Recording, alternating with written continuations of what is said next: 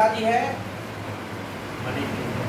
मालिक मोहम्मद जायसी। मलिक मोहम्मद जायसी।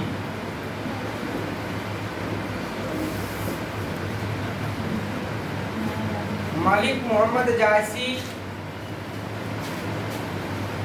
के बारे में आप जाने। मलिक मोहम्मद जायसी का जन्म 1492 ईस्वी में और मृत्यु 1548 ईस्वी में। चूँकि ये बहुत ही पुराने कवि हैं, इसलिए इनके बारे में जो है कन्फर्म नहीं है, बिल्कुल सटीक जानकारी नहीं है कि इनका जन्म कब हुआ और मृत्यु कब हुई। ठीक है। निवास स्थान इनका जायस में है। जायस जगह का नाम है जो उत्तर प्रदेश में पड़ता है ना। उत्तर प्रदेश के कब्र अमेठी जिले में जायस नामक स्थान में इनका जन्म हुआ था, इसीलिए ये अपने नाम के आगे लगाते थे मलिक मोहम्मद जायसी। ठीक है। इनके पिता का नाम मलिक शेख ममरेज और गुरु का नाम जो है वो शेख मोहिदी और सैयद अशरफ जहांगीर था। ये बड़ा ही मृदुभाषी थे, मनस्वी थे, स्वभावतः संत थे। चेचक के कारण, पहले चेचक होता था, बड़े बड़े फोड़े होते थे चेचक में, अब तो चेचक नहीं होता, अब जो होता है वो छोटी माता होता है। तो चेचक में बड़ा बड़ा फोड़ा होता था, बहुत दर्द करता था और फुटता था। उसके बावजूद भी, ठीक होने के बाद भी उसका जो है चिन्ह रह जाता था। ठीक है। पूरा जहाँ चेहरा में अगर हो गया तो चेहरा खराब। तो इनको जो है चेचक के कारण ही ये रूपहीन हो गए थे। इन चेहरे में चेचक के दाग से देखने में ये अच्छे नहीं लगते और बाईं आंख और कान से भी ये वंचित हो गए, यानी बाईं आंख और कान इनका नहीं। ठीक है।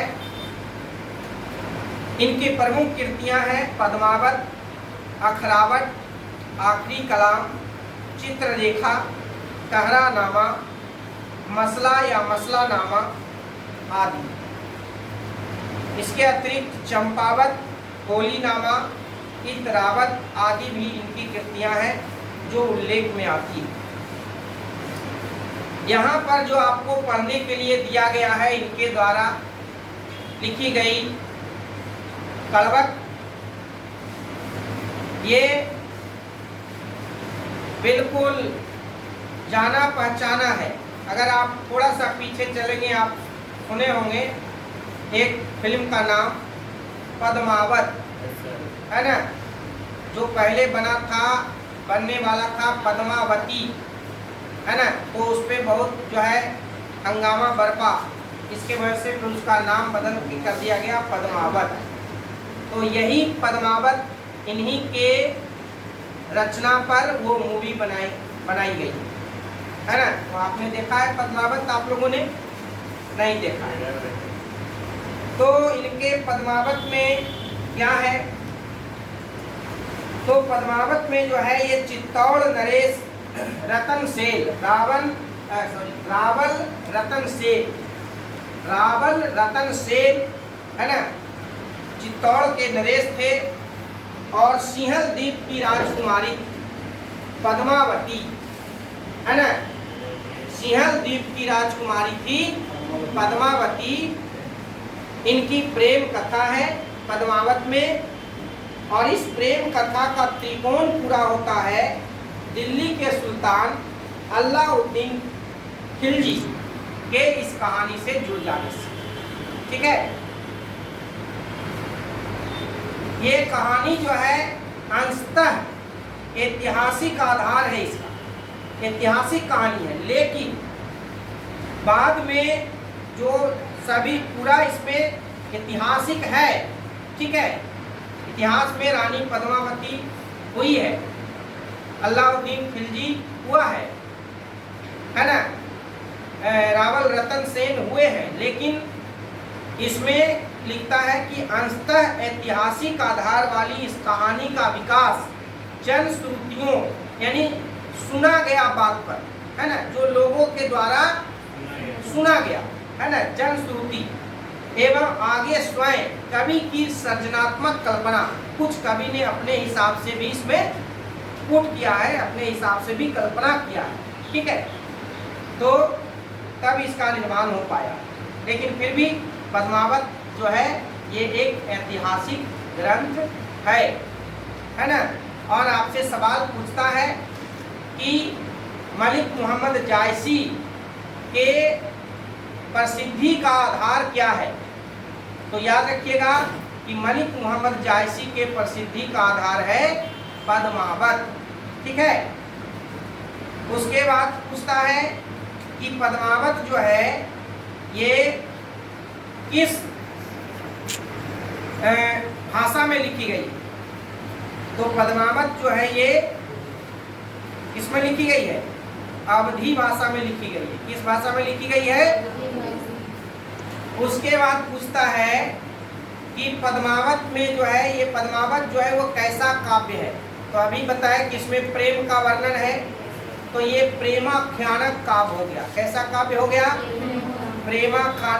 प्रेमाख्यान, है ना, प्रेमाख्यानक काव्य। और ये भी याद रखना है कि मलिक मोहम्मद जायसी को प्रेम की पीर के कवि कहा जाता है। प्रेम की पीर के कवि हैं मलिक मोहम्मद जायसी, ठीक है। यहाँ दो इनके कलवक दिए गए हैं। प्रथम कलवक में ये पद्मावत के जो है प्रारंभिक, प्रथम कलवक जो है वो प्रारंभिक छंद से लिए गए हैं, और दूसरा कलवक जो है ये अंतिम छंद से लिया गया। तो प्रथम कलवक में प्रारंभिक जो है ये स्तुति खंड से लिए गए। प्रथम कलवक में कवि एक विनम्र स्वाभिमान के साथ अपनी रूपहीनता और एक आंख के अंधेपन को प्रकृति प्राप्त दृष्टांतों द्वारा महिमा मान्वित करते हुए रूप से अधिक अपने गुणों की ओर हमारा ध्यान खींचते हैं, है ना, जिस गुणों के कारण पद्मावत जैसे मोहक काव्य की रचना हो सकती है। यानी प्रथम पद में क्या है, सुनिएगा, प्रथम कड़वक में क्या है, तो प्रथम कड़वक जो है ये पद्मावत के स्तुति खंड से लिया गया है, ठीक है, जिसमें कवि ने अपने बारे में बताया कि हम भले ही कुरूप हैं, हम भले ही देखने में अच्छे नहीं लगते हैं, हमारा बायां आंख नहीं है, बायां कान नहीं है, हम रूपहीन हैं, हम देखने में अच्छे नहीं लगते हैं, लेकिन आप मेरे रूप के ऊपर मत जाइए, आप मेरे रूप को मत देखिए, आप मेरे गुण को देखिए, है ना, मेरे अंदर जो गुण है उसी गुण के कारण हमने ये आज जो पद्मावत जैसी रचना रची है ये हमारे गुण के कारण रची गई है।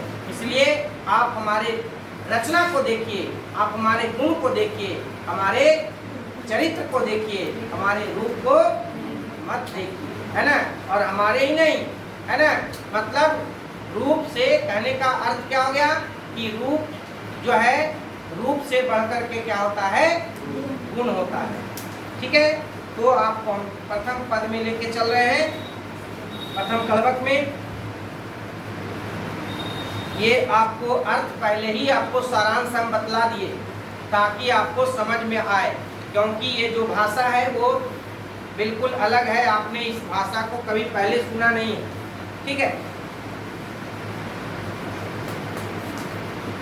क्या कहते हैं मलिक मोहम्मद जायसी, सुनो, एक नैन कवि मुहम्मद गुनी, ध्यान देंगे, एक नैन कवि मुहम्मद गुनी, असोई बिमोह जेई कवि सुनी, चांद जैसा जग विधिया तारा, अदिन्ह कलंक किन्ह उजियारा। चांद के बारे में आपने सुना होगा, चांद में भी दाग है, ऐसा सुने होंगे। लेकिन क्या कर रहे हैं जायसी कि चांद जैसा जग विधियो तारा, चांद को देखिए, भले उसमें दाग है लेकिन दुनिया में प्रकाश फैलाने का काम कौन करता है? चांद करता है। ठीक है, इसलिए उसी तरह भले हम में हमारा चेहरा देखने में अच्छा नहीं लगता हो, भले हम कुरूप हों, लेकिन हमने दुनिया में अपने काव्य से प्रकाश फैलाया है ना। सुनिएगा कि जग सूझा एक नैना उबासु का असनख तनमा, अजौलहि अम्बहि डाभन होई, अतौलहि सुगध बसाई न सोई, किन्ह समुद्र पानी जो खारा। समुद्र के बारे में आप जानते होंगे कि समुद्र का जल कैसा होता है? खारा होता है, वो इस्तेमाल के लायक नहीं होता है, पीने में नहाने में हम उसका इस्तेमाल नहीं कर सकते हैं। कि किन्ह समुद्र पानी जो खारा, तव अति भय हुआ सूझ अपारा, है ना। जो सुमेरु पर्वत का नाम है, ठीक है, सुमेरु पर्वत जो है वो सोने का पर्वत हुआ करता है। कि जो सुमेरु तिरसूल विनाशा, अभा कंचन गिरी लागय कासा। कंचन गिरी, कंचन मैंने सोना का पहाड़। अजौलहि घरी कलंकन परा, अकांच होई नहीं कंचन करा, एक नैन जस दर्पण और तेही निर्मल भाव। एक नैन जस दर्पण, अपने एक सवाल आपसे पूछेगा कि जायसी ने अपने एक आंख की तुलना किससे की है? आपको हम क्वेश्चन भी देते चल रहे, आंसर भी। जायसी ने अपने एक आंख की तुलना किससे की है? तो दर्पण से की है। किससे की है? कि एक नैन जस दर्पण भाव तेहि निर्मल भाव, असब रूपवंत गही मुख जो वही कई चाव। तो ये आपका प्रथम पद था, जिसमें कवि कह रहे हैं कि आप हमारे रूप को मत देखिए, भले ही हम रूपहीन हैं, लेकिन हमारे अंदर जो गुण है आप उसको देखिए। अब आते हैं दूसरा कड़वक। प्रथम पद, प्रथम कड़वक में आपने कवि के बारे में सुना, कवि अपने बारे में उसमें कहा। अब दूसरे पद में आप जानेंगे महारानी पद्मावती और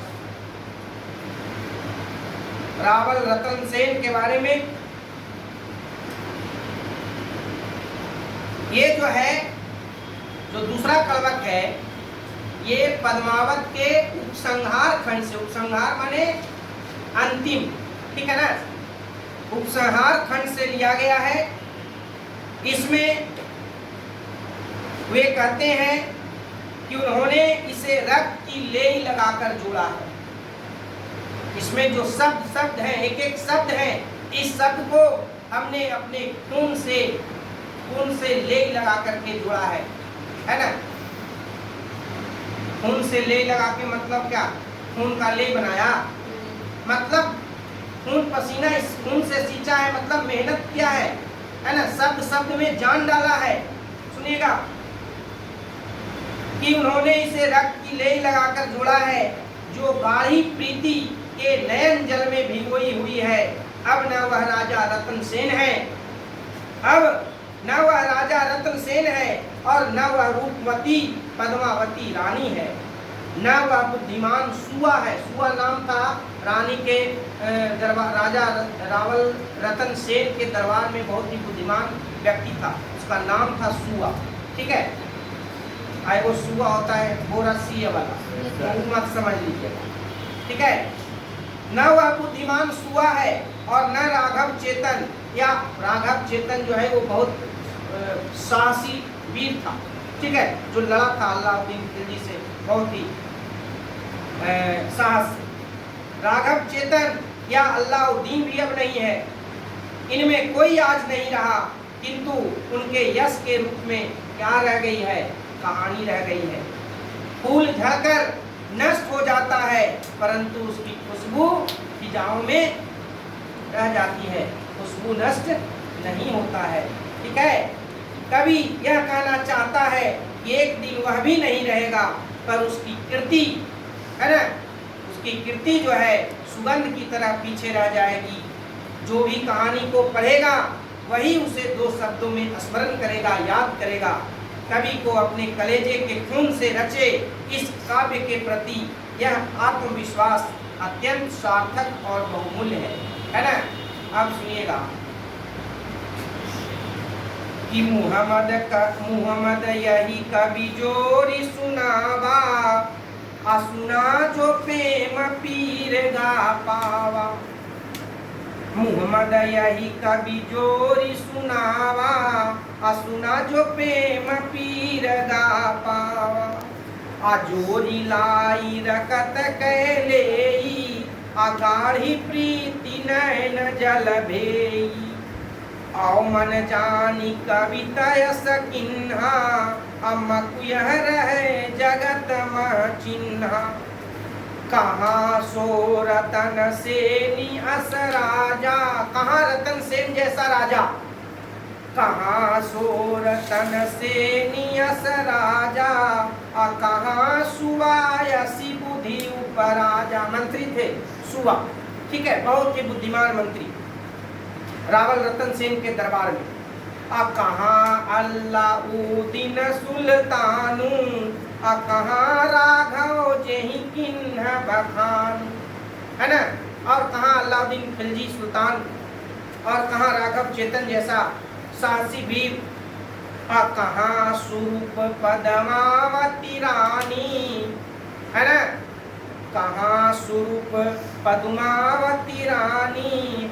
कोई न रहा जग रही कहानी, इस जग में कोई नहीं रहा, कोई नहीं रहता है, बस रह जाती है तो केवल उसकी कहानी रह जाती है। अच्छे करेंगे तो अच्छी कहानियाँ रहेंगी, बुरे करेंगे बुरी कहानियाँ रहेंगी। जग में ना आप रहेंगे ना हम रहेंगे, इसलिए यहाँ कह रहे हैं मलिक मोहम्मद जायसी कि न तो जो है रतन सेन है आज रहे, न तो जो है सुआ रहे, न राघव चेतन रहे, न अलाउद्दीन खिलजी है, न तो वह रूपवती रानी पद्मावती रही, लेकिन आज भी उसकी कहानी वादियों में गूंज रही है, लोग उसकी कहानियों को पढ़ रहे हैं, है ना। धनी सुपुरुष जस कीरति जासु, किस तरह से धनी सुपुरुष जस कीरति जासु। अब फूल मरे पे मरे न बासु, ये आपको कोट कर देता है कि फूल मरे पे मरे न बासु, है ना, का भावार्थ लिखें, ठीक है। तो इसका मतलब क्या हो रहा है कि फूल मरे पर मरे न बासु, फूल जो है झड़ जाता है सूख करके, लेकिन उसका सुगंध जो है वो समाप्त नहीं होता है। झड़ने से पहले वो अपना सुगंध फिजाओं में फैला चुका होता है ना।